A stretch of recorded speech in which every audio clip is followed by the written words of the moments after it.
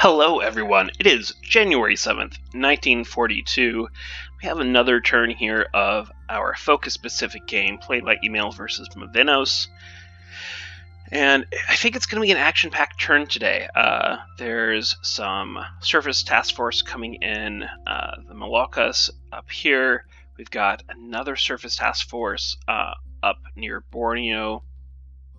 Oh, can I move the map? It's not really letting me. So we'll just go as it plays out and talk about it. So first we have a ASW attack or sub attack on my little AVP Ambon that I've moved from the hex south. So right there, it needs to get out of harm's way from these Japanese forces coming in.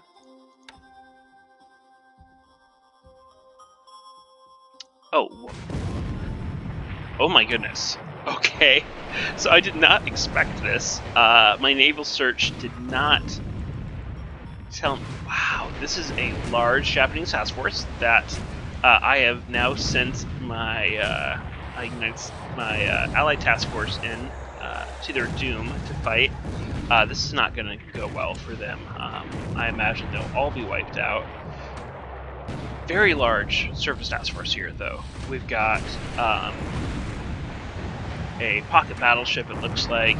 We've got battle cruiser, we've got 2 battleships, and it looks like several heavy cruisers, several light cruisers. Not something we want to wander into. When I vectored the surface task forces to intercept, my naval search was telling me, hey, you know, they have some surface warships, but they have a whole lot of transports and things like that too. So those escort TFs or service combatants in the escort role don't usually fight quite as well. So I'm like, hey, I think I can do some damage here. What I did not see is this huge battleship task force, and it makes me worried about our other task forces as well when they intercept. Now, it could be that he has more of those amphibious task force further back, and it's just bad luck that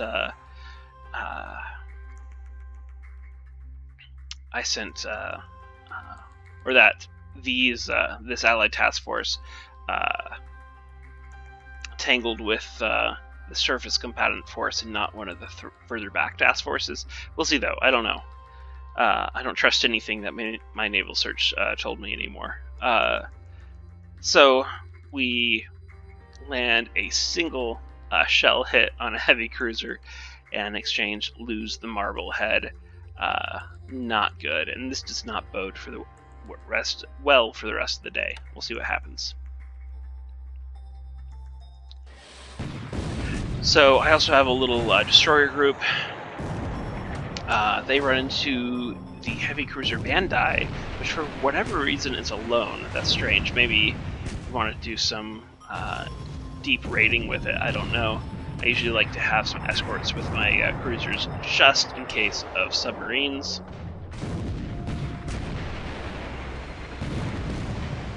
And yeah, this destroyer group is going to have a bad time.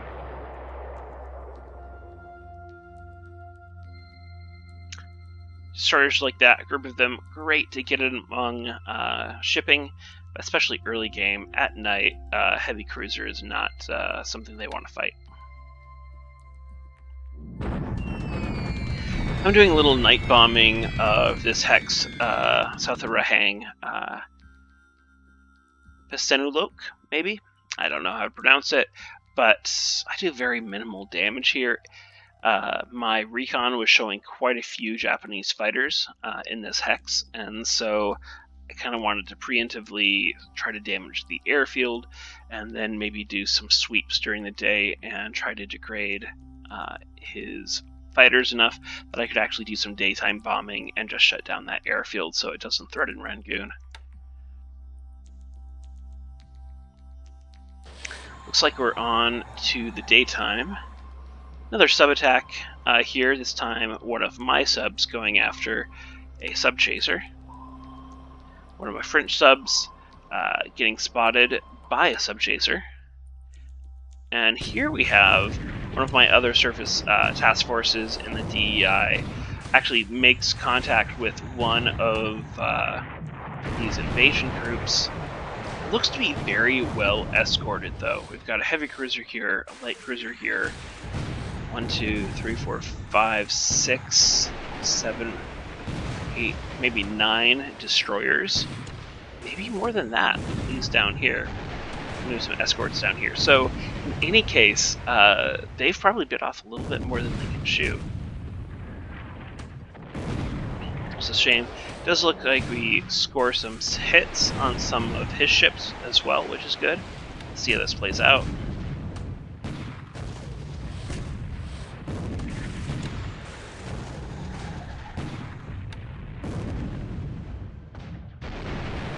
I'm trying to speed this up for you guys, but unfortunately, it doesn't look like I'm able to. It's still going a little bit slow. So, I guess we'll talk about why this sort of thing happened, and it's because this is one of my biggest weaknesses as a War in the Pacific Admirals Edition player, and that is I'll put a plan together, for example, withdrawing from the Dutch East Indies, at least the islands around the Celebes and things, and say, hey, I'm not going to fight for it, I'm going to let them come, I'm not going to worry about it. And then I don't stick to the plan. I have withdrawn all my bases where I can have good air cover, where I can have good naval search bases. I've picked up a lot of those units and brought them back to Darwin or Soriyaba, and as a result, I didn't have the information, and I don't have the cap to provide over these surface task forces, which I shouldn't have sent in the beginning. Like I said, my plan was to not contest this area, and instead was to pull back. But like I said, my weakness as a player is I like to do tricky things, and they almost never work for me. But it's like almost I think that, hey, click this link for this for the one trick that people don't want you to know that you will win you a War in the Pacific campaign. But that's not how War in the Pacific works. It's not how real strategy or real strategies worked. You win games of Focus Pacific or War in the Pacific by having good logistics, by having the right units in the right places, just lots of preparation and background work and good fundamentals, not by doing little tricky things like I tried to do here. And the result is Celebes will most likely sink, heavy fires and heavy damage on the Van Ness, heavy fires in the Everston. It's a bad day for my ships. I do send some of the invasion forces to the bottom of the ocean, so but no, none of his ships sunk. Unfortunate.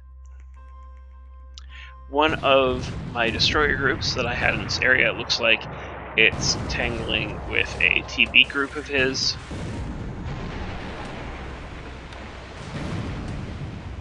I'm already taking more damage than he is. You can just see by the intensity of the fires.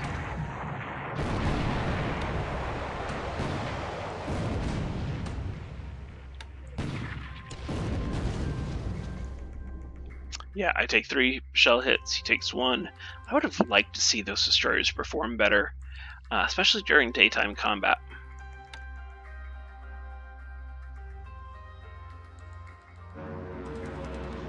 And onto the air phase. We have some sweeps. I'm just going to skip through these. Some bombing of Manila. This is all the same stuff that's been happening, so unless I see something that sticks out to me, I'm not going to really go through it. Now this is strange. So I have this BR-697 squadron that was capping Chang Te. I don't know what it's doing above Chang Sa. And I lose some of my BR-697s in the fracas there. But they shouldn't be there at all. They're based out of Chongqing. They're capping Changte. I'm going to have to check their range settings to see why they decided to fly above Changsha today. 62 Mavels going after my heavy industry, or light industry at 1 cow. Lots of damage, 3 destroyed by flak, and they don't do any damage, so good result for me. He's now sweeping Port Moresby. This is a problem. I don't have the best fighters with the best experience here, so they're going to take it on the chin.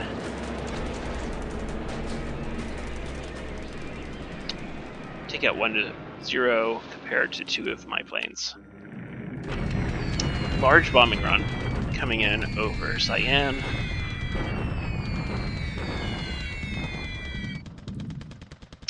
Does moderate damage. More bombers. And bombing of Singapore.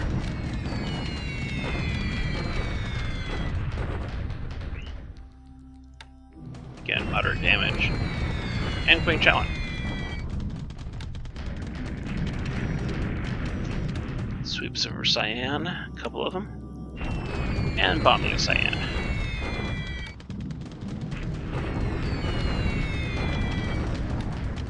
Queen Challen bombing again there. Alright, so we saw we had a few carriers. It doesn't look like as many. My Hudsons, based out of Ambon, are trying to go after one of the service task forces. I have Dutch Buffaloes here, or B339Ds, I think they're called, on escort, but they don't link up with my bombers, unfortunately, and these zeros easily handle my attack force. Some Catalinas, also flying from Ambon on naval attack, and get handled pretty well, pretty easily by those zeros. So I've sent some Warhawk squadrons down from the Philippines that weren't doing anything. I put them at 100-foot naval attack. I've had good luck with these in previous games, going after shipping this way, but against a carrier task force, obviously, this is not ideal. My naval search just showed a few CVEs, but I'm pretty sure that he's brought more than I originally thought as far as aircraft carrier presence. And these Warhawk squadrons at 100 feet just get wrecked by these zeros, which can just dive down on them, and they don't really have a chance. So yeah, shaping up to be a rough day for me here. Bombing at Guam. And at Singapore. And at Bataan. And at Cyan. The tempo of the air game has really increased in the past week.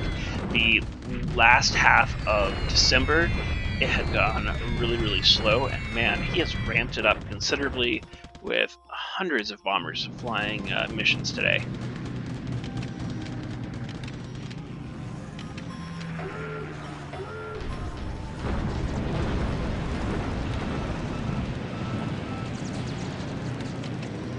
More sweeps here. More of my Dutch bombers. Again, unescorted, which is disappointed, though I don't know if having them escorted would do that much of a difference, because those B339Ds get ripped apart by zeros anyway. Lose another valuable Dornier there, and I'm going to lose some Catalinas as well. Just nothing is getting through those zeros. Oftentimes, they can slip through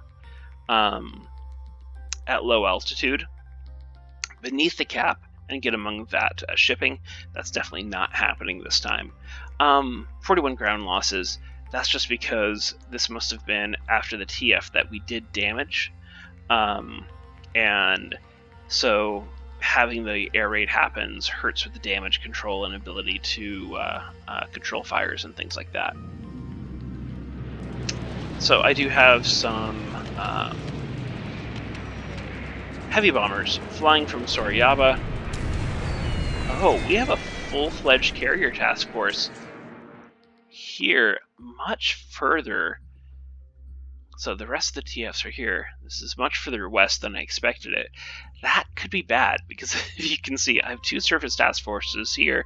Again, trying to be sneaky, trying to get to these dot hexes and disband and kind of lay in wait and ambush. but they're going to be vulnerable to this carrier task force here. I'll be interested to see how many other carriers he has here. Yeah, failure of intelligence, failure of execution here on my part today. It's going to lead to some pretty significant Allied losses, I think. But hey, that's the game, and that's early 1942 for you. I'll just blame the date rather than the fact that I made some poor decisions there. Warhawks go in, they do what they're supposed to do.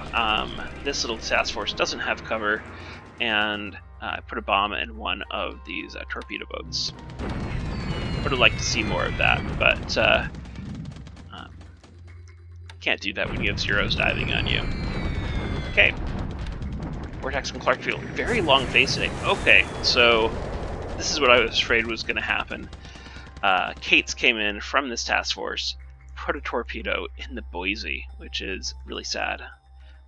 Boise is kind of a fan favorite among the Allies, just because it often accomplishes exploits early game because of its position in the Philippines when it starts. You can often use it to cause disproportionate damage early game by getting it among invasion task forces and things like that. Not going to happen this time. I'd be surprised if it doesn't sink. We'll see.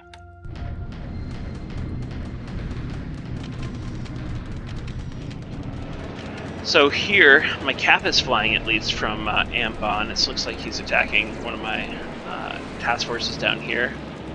E-339D's doing good work against these Vals. They're going after my destroyers here. Probably not going to hit, just because destroyers are tough targets. Unless they're already been slowed, they're tough targets for air attack. They can maneuver really well.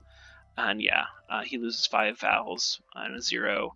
And actually come out ahead in that particular exchange.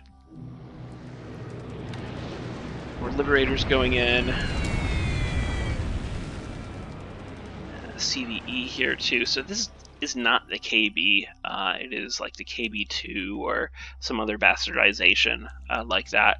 Because if it was the KB, he would not have slow-moving CVEs in the mix, I wouldn't think.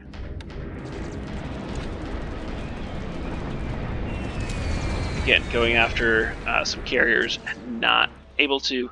It's probably a bad idea for me to use these 4-engine bombers as a naval attack. They rarely perform the role well. So some ship sinking sounds, probably one of mine, and this large stack 984 AV brushes my blocking force aside here and the road south of Yan'an. Unfortunate. I don't know if I'm going to be able to move troops here to keep it from reaching Cyan in time. We'll see. I have some moving from Cyan itself into these hexes, but hopefully they get there into this rough terrain before you can get too far to Cyan. Attack at Guam. Deliberate attack. Again, he needs to wait more. He's so impatient that he bombards only for 1 turn and then attacks instead of waiting until he's recovered more disablements. Just leading to another 1-2. He needs to get a 1-1 at least, and then I think he can do some good damage to me. And that looks like the turn. Thanks for watching. I know it was a long one, but a lot happened. So thank you so much, and we'll see you in the Discord.